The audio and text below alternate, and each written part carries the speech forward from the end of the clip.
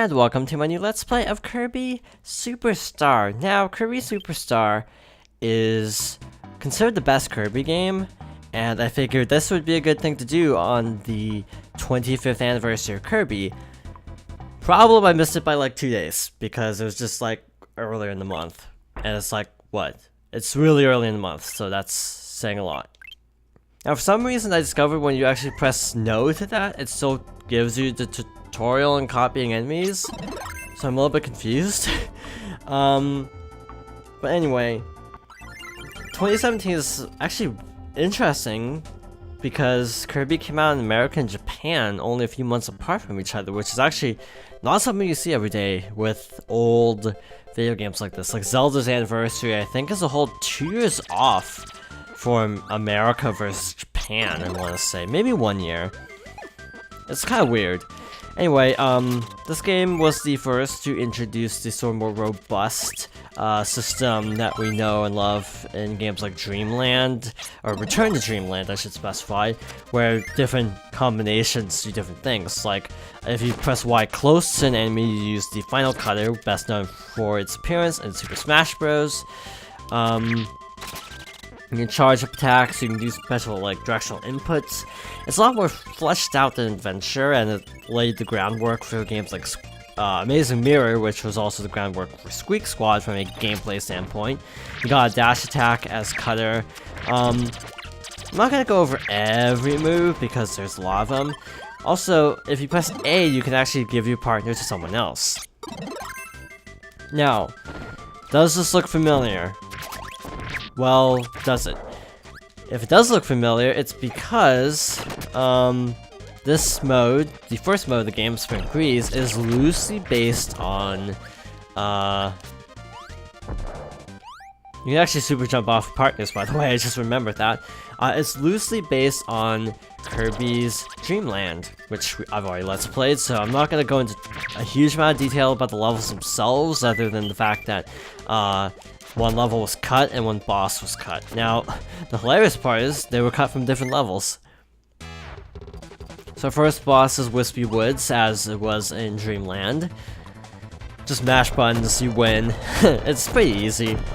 Now, I have a long history with Kirby, and I've talked about this in other Let's Plays of Kirby games, but I'll reiterate it here because it's the anniversary after all.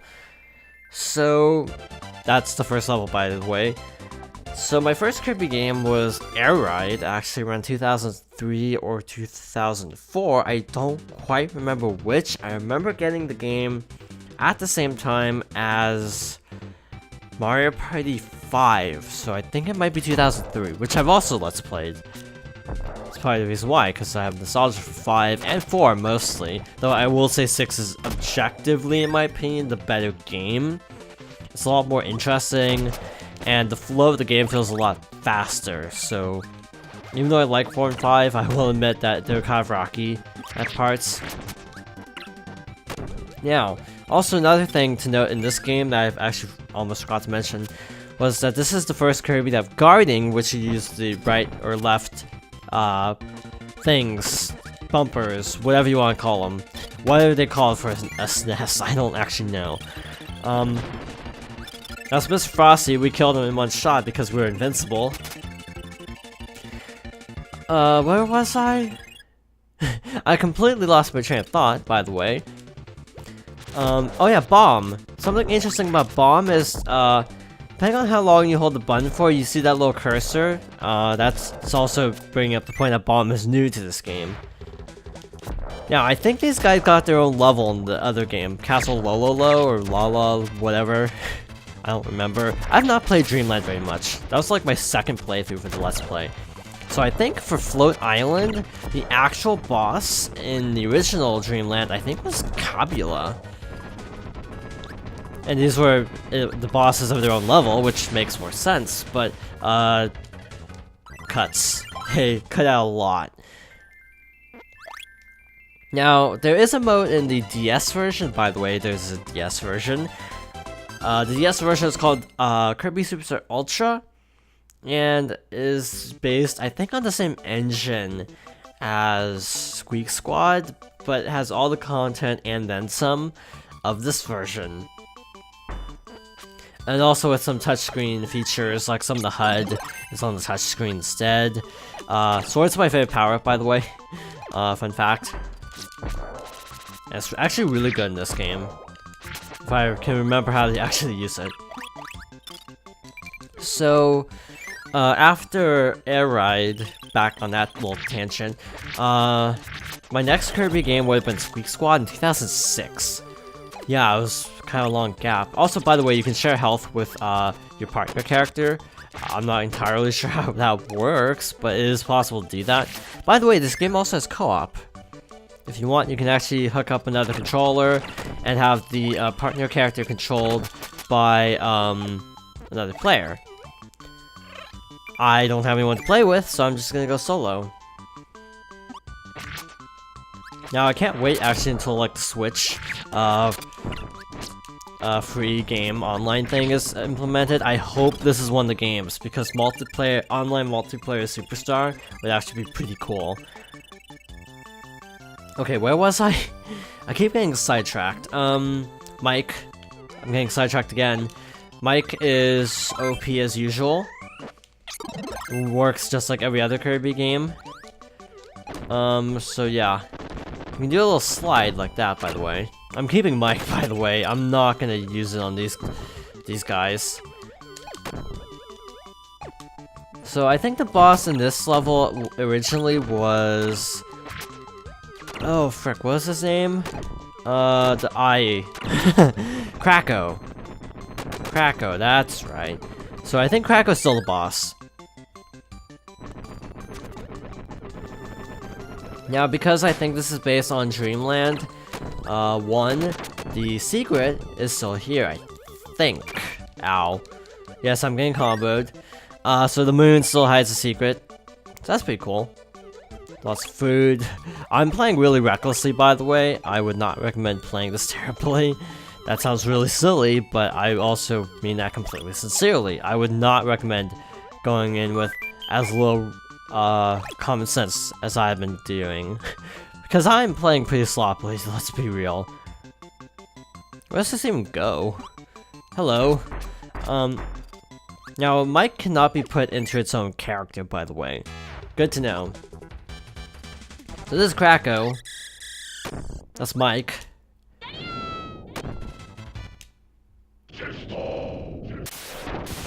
Well, that was anticlimactic. Though we have actually fought Kracko in literally every other Kirby game I've Let's Played, so he always is... Okay, not true. He's technically not in Squeak Squad. But he's fought the same way every time, so it's not like a big deal. So yeah, you lose the fight with Kabula, and you lose Castle Lolo. I think that's the name of the level. But other than that, it's a pretty decent, like, reimagining. By the way, you can actually go back and get Stone if you so desire. Stone is OP. Now, one of the most famous Easter eggs in this game is you can occasionally turn into a Mario statue with Stone. The odds are super low, though. Just making note of that. Stone is OP. Yeah, because it makes you virtually invincible. In theory, unless you screw up like I just did. Now, this is going to be 100%. I'm going to regret this decision massively because of the Great Cave Offensive. We'll get to that about episode 5, I want to say.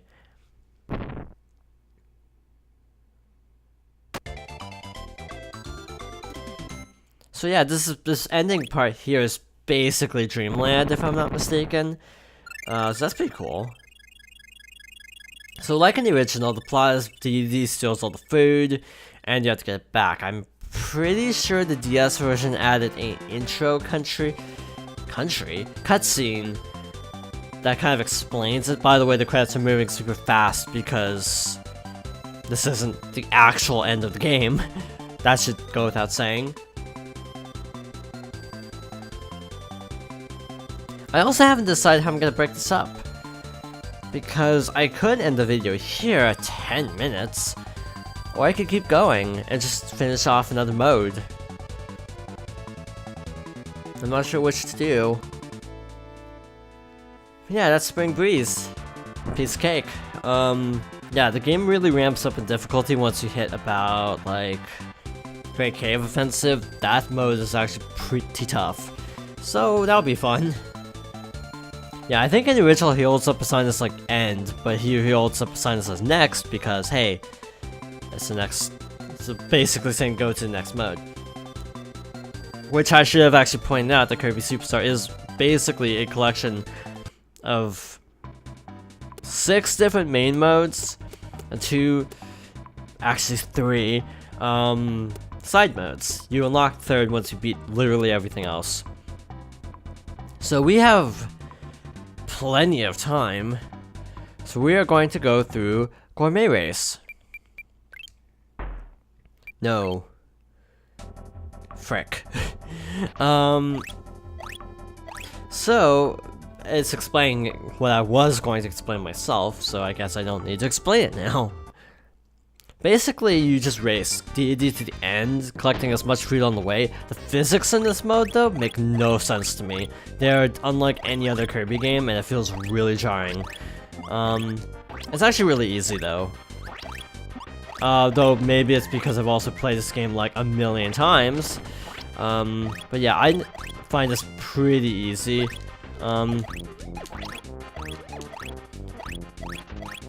Also, make sure to grab the tomato at the end. See, look at that score. It's pretty good.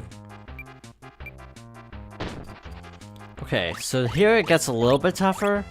Also, I forgot to make note of the fact that I didn't mention I was playing it on Wii, I think, but this is specifically the Kirby Dream Collection, which was the or was it the 15th?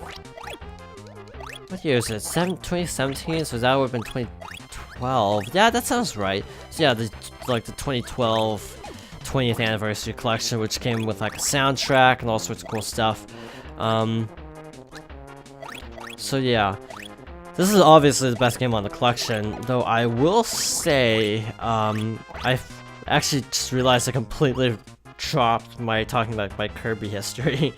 I guess I'll get back to that next episode, or in this episode, because this race is easy. And we get to hear that awesome DD's theme again. Jet is your friend here. Actually, Wing is better. Jet and Wing are only... Or no, that's not true. Jet is only in this game, I think?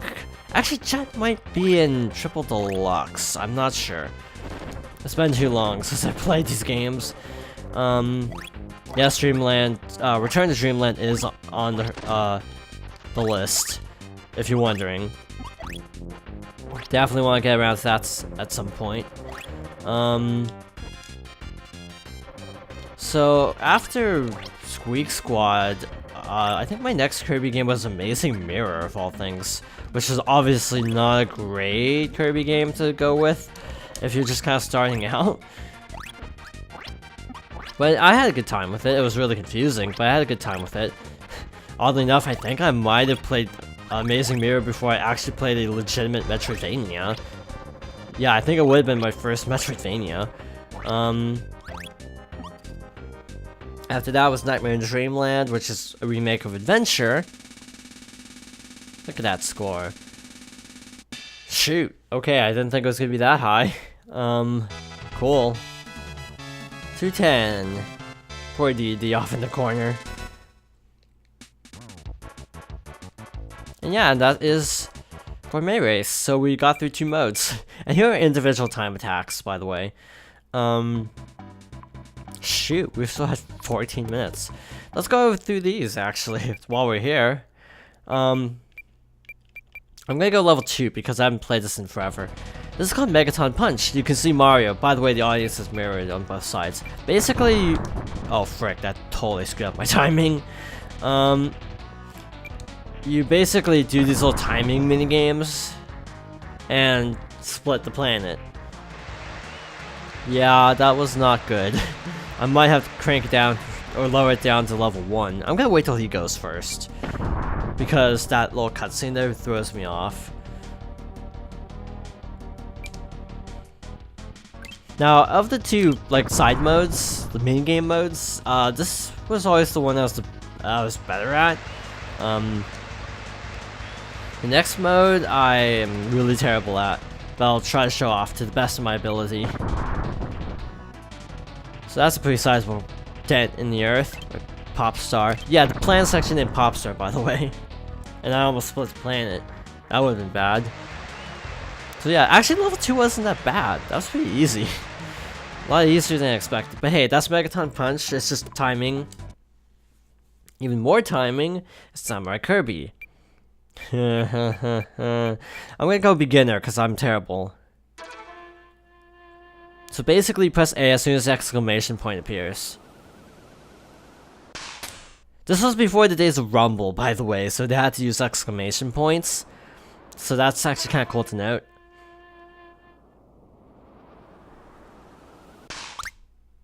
I wonder if it's easy to go by sound, actually. I'm gonna try that. I'm gonna close my eyes and see if it's easy to go by sound. Frick. I pushed the button too soon.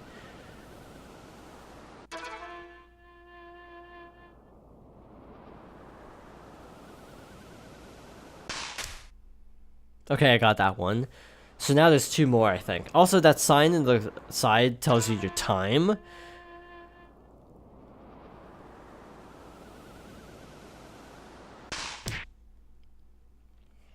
$14 seconds. So that's actually really bad.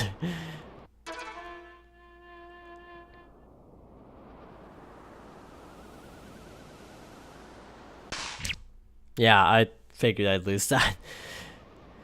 I almost always lose that, unfortunately. Top time was 13, Midnight was at 11, so yeah, no way we were getting that. But hey, those are the 2 side modes in this version. The DS version also offers several additional side modes, but of course we're not going to show those until probably the end, if at all. But in any case, next time we take on Dynablade. So thank you for watching, and I hope you join me next time for more Kirby Superstar.